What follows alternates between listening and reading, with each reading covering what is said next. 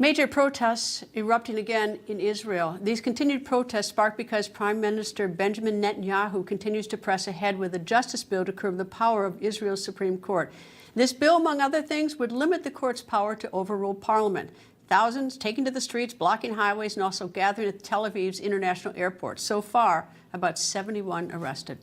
2024 Republican presidential candidate, South Carolina Senator Tim Scott joins me. Nice to see you again, sir. Thank you, Greta. It's good to be back with you. Okay, things are rather complicated between the United States and Israel because President Biden and Prime Minister Benjamin Netanyahu apparently don't see eye to eye, and Benjamin Netanyahu has not yet been invited to the White House, which is unusual. Yes. And, of course, the president says, well, I'm inviting the president of Israel, but that's a ceremonial role, but not the prime minister. So what's going on? Well, man, let's look a little deeper under the surface here. Here's what we know. President Biden has restarted negotiations with Iran. Slap in the face. His negotiations suggest that, as opposed to having a written agreement that, of course, we would disagree with the JCPOA. The last time we saw a written agreement from a American president was... It'd almost be expired by now, by the way. Exactly. But what we've seen is that these new negotiations suggest that all Iran has to do is say they're doing X, and we say you can have more access to selling your oil on the open market. That's a bad decision. So it's a slap in the face to Israel. In addition to that, having a conversation about unilaterally withdrawing from the ability to negotiate and work with Israel on other really important topics is another slap in the face. So when you combine those two together, we understand why the relationship is so weak with Israel. Well, you know, I was just there last week, and it's an extremely dangerous neighborhood for Israel to be in. They were hated on all sides, and you've got the fact that Iran has missiles that say death to Israel, and you've got these Hezbollah tunnels from Lebanon where the terrorists can come in, now closed off, I should add. But it seems that, you know, we're in the no discussion with one of our oldest allies. I mean, you can disagree, but the snubbing of it at such a fragile time for Israel is what's which I don't understand. Well, it's one of the things that many of our allies probably do not understand is, what does it mean when America says we are your ally? What we would say under President Scott is we will stand shoulder to shoulder with our allies. We will be loyal to our allies and lethal to our adversaries. That is a message that has been lost in this administration. Whether you look at the terrible withdrawal from Afghanistan with 13 American soldiers losing their lives, you look at the situation where we were led into helping Ukraine by the Germans, and now you think about the strength of President Xi? No, it's the weakness of President Biden that is very concerning as it relates to the existential threats that we see against our nation. All right, well, I just did the same with Admiral Kirby from the White House and Chairman McCaul, House Foreign Affairs, and I asked them both repeatedly, I'm a little bit stuck on this, the cluster munitions, because they are banned by 122 countries. Yes. Our allies aren't in favor of them, and we are now sending these, we have them stockpiled. You know, we're one of the three, Russia, Ukraine, and the United States have not signed the ban. Would a President Tim Scott be sending those to Ukraine right now?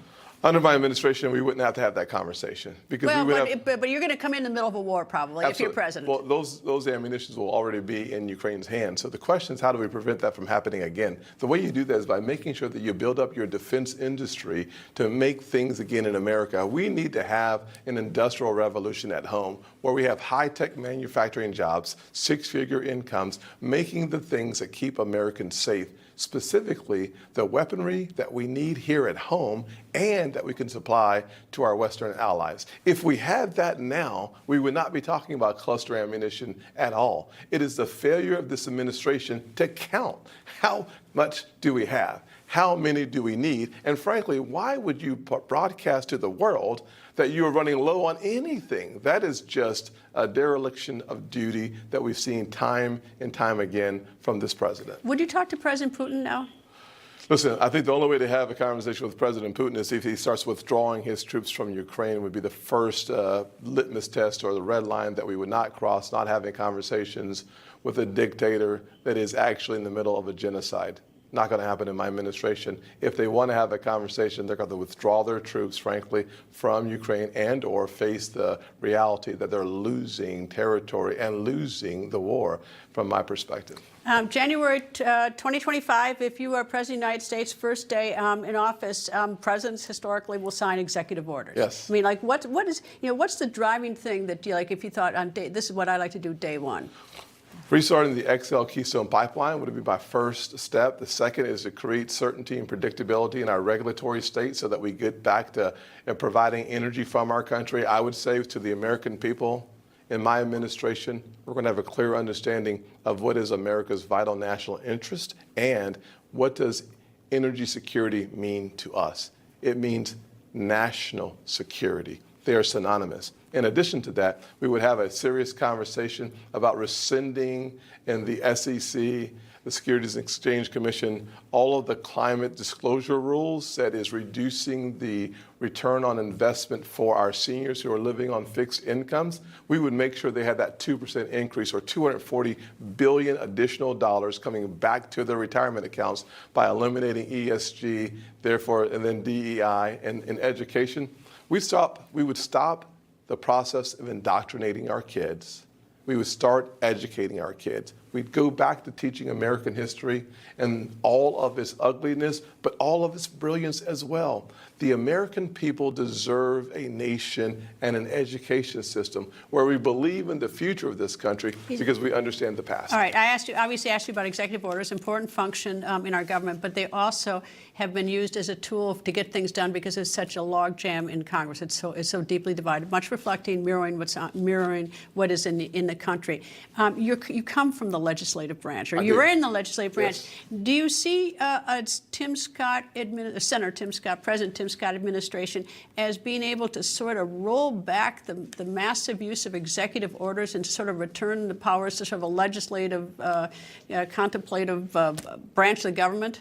Absolutely, for a very important reason, number one. Because it stays. Well, the rule doesn't flip over for the next president. Well, 100% agree with that part. But here's a very important point.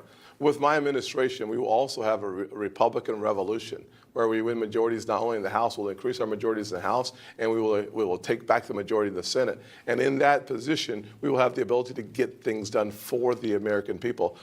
Instead of majoring in minor issues, we'll actually major in major issues. We'll tackle this economy by turning the spigot off. As opposed to having 16% inflation that's down to 3% today, which really means still 50% higher than we want it to be, we would have high employment, we would remain with low inflation. And we do that by creating millions of jobs in the energy sector, the tech sector, and the high-tech manufacturing. All right, we say you have a Republican revolution. I think the Democrats watching may think that you're trying to roll them. You would listen to Democrats in your administration? Well, listen, I've had lots of clear-eyed, clear-minded Republicans and conservatives, and frankly, independents who understand that America is the city on the hill. We're never ever going to apologize for being Americans. We're going to always be proud to be Americans. We're going to have more confidence in the American people than we do the government. South Carolina Senator Tim Scott and candidate for President of the United States. Nice to see you. Come back, sir, right? Look forward to it. Thank you.